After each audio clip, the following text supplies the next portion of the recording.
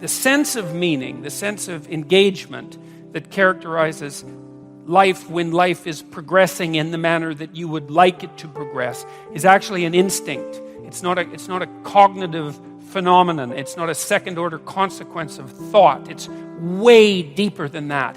It's an extraordinarily profound instinct. And so that's really worth thinking about, assuming, as you might, that we're adapted creatures and that our instincts guide us in the world so that we can survive and so that we can reproduce and so that we can exist over long periods of time. The fact that an instinct of that depth exists and that it's associated with the sense of vital engagement in being, let's say, is a good indication, as good an indication as there is, that there's something truly real about it.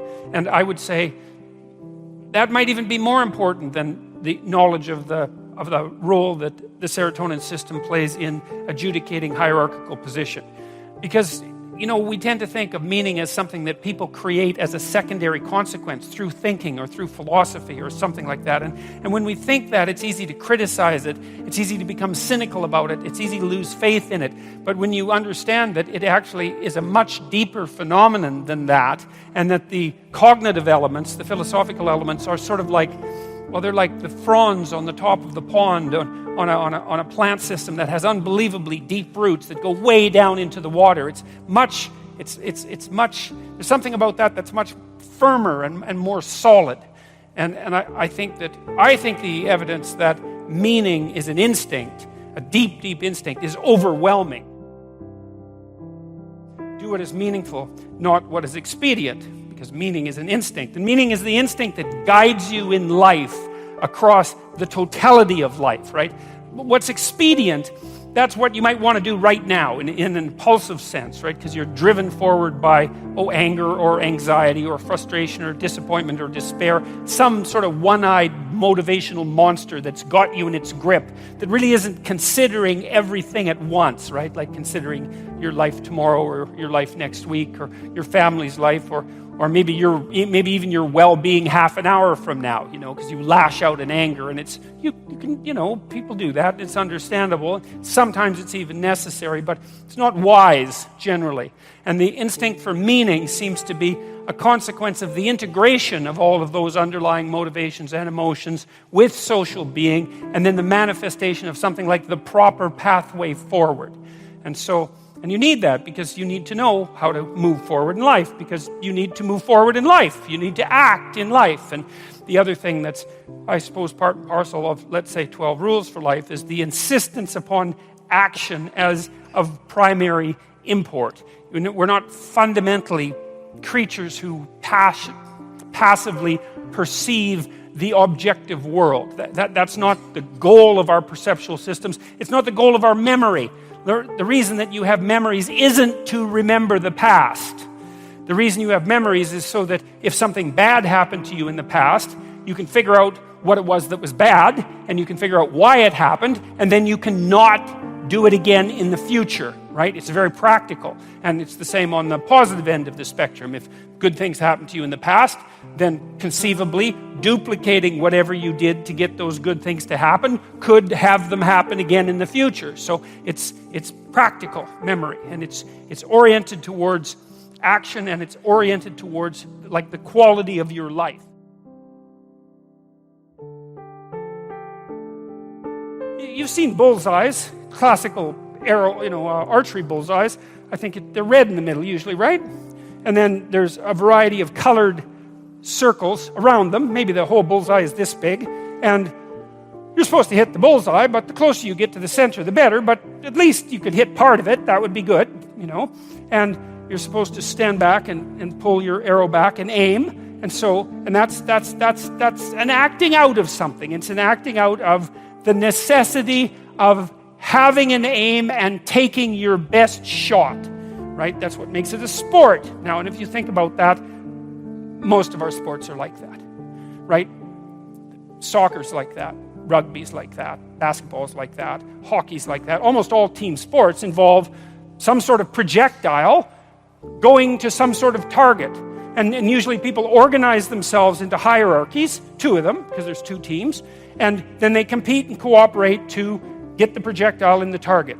And for some reason, we think that's really cool, right? Well, look, it's worth thinking through deeply. It's like you'll spend a lot of money on that opportunity. People will spend a fortune to go sit in an arena, like a long way away from the action. And there's these guys out there, and they're tough and they're fast, and they're fighting with this little black frozen disc, and they're trying to get it in a net. Well, someone is trying to stop. It's completely bloody absurd, and yet people are thrilled about it. They're thrilled, and they'll pay for it, right? They don't have to be dragged there kicking and screaming. Like, they line up. It's, oh, God, a hockey game. Thank God. And they'll wear the jerseys. It's like, and then, some character who's put in his 10,000 hours does his beautiful move and puts in a goal in some manner that's, like, technically impossible, and everybody leaps to their feet, and they just have a fit of joy. And you think, what in the world is going on with that? It's like you're happier when that happens than you were when you got married. It's like you don't see people doing that when they're, and it's not everybody, when you get married and everybody stands up and has a little like a 10-minute fit and hugs strangers and then goes out and drinks a dozen beer and has a riot and tears down stores. It's like, no, but a good goal, that'll do it. I think Guatemala and Ecuador went to war over a soccer game, literally. So, and let's not assume we're so stupid, even though we are.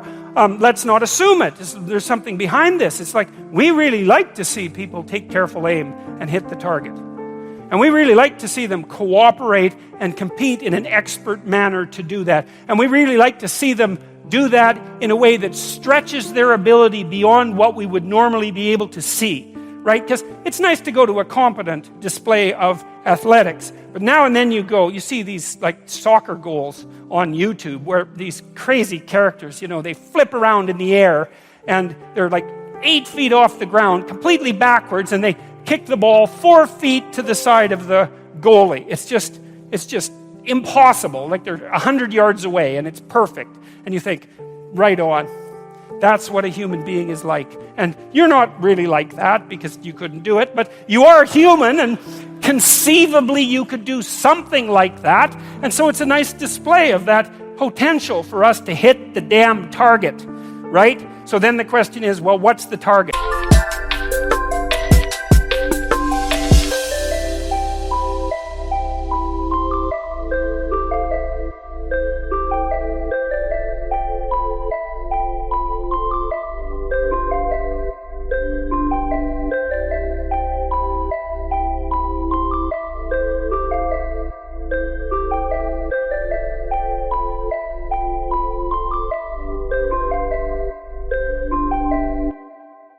And that's the question, because that's the same question as, what's the meaning?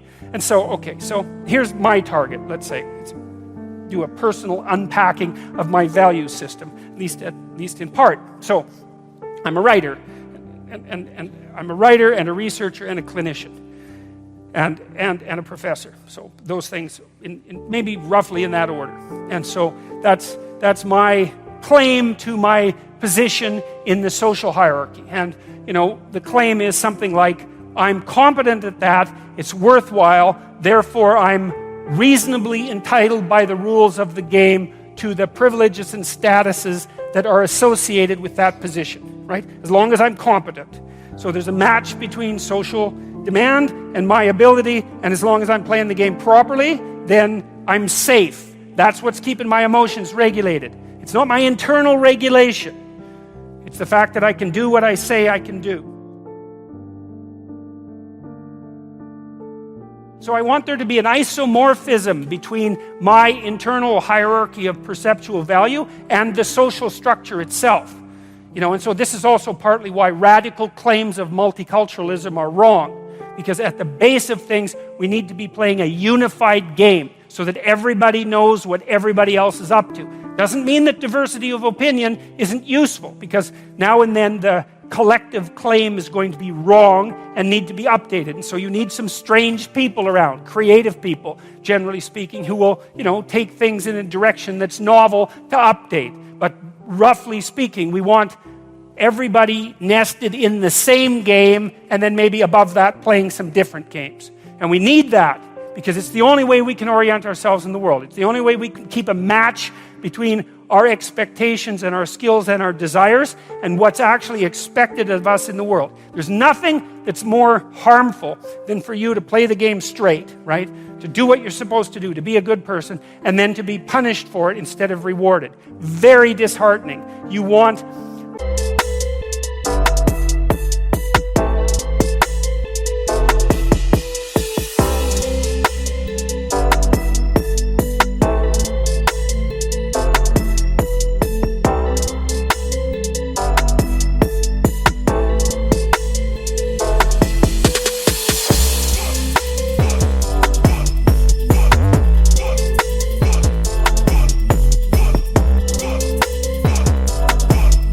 what you think to be good and right to also be rewarded by the world in that manner.